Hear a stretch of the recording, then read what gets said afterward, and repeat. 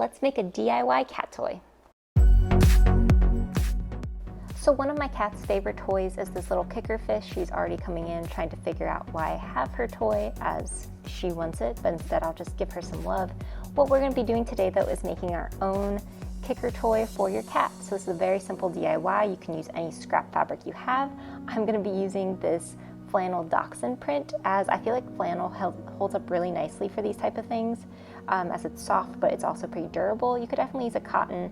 The toy she originally has, it's kind of a flannel feel. And for this, what you're going to do, you just need a pen and you're going to trace out a general shape. So I went ahead and traced out a dachshund to make it be a little funny, but you could trace out a mouse, a fish, whatever you want to do. You could also get different patterns online. Now my footage of cutting it out and pinning it with right sides together is gone, so for this, you're going to take your two pieces of fabric that you have and pin them, and you're going to take a seam all the way around, leaving about an inch, inch and a half gap. So very simple seam. This is actually our only seam we're going to be taking.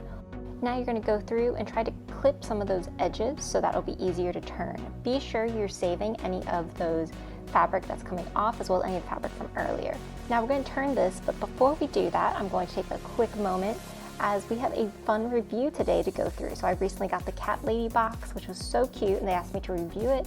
So it came with a really fun catnip toy. As you see, Stuffing loves the box. It also came with these cute cat notepads, which are perfect for the office. I love how bright and colorful they are too.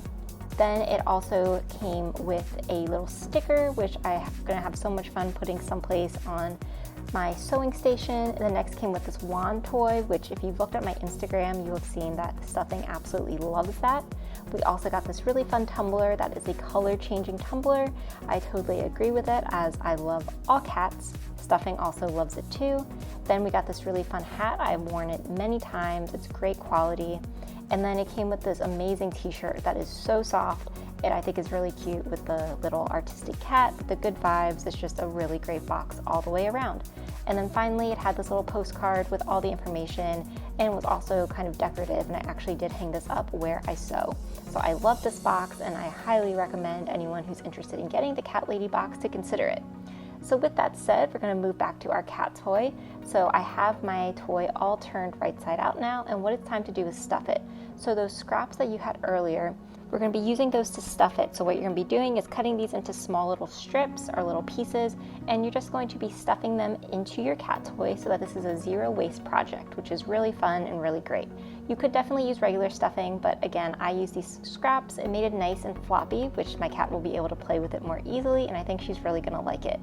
You could also add some catnip if you wanted to into the inside, just to kind of keep them more engaged. My cat does not need catnip, so now it's just time to take that final seam right across. That's a hand stitch, so no more machine sewing, and it should be very easy to do.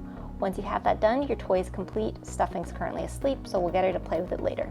If you like this video and you want to see more, be sure to like and subscribe.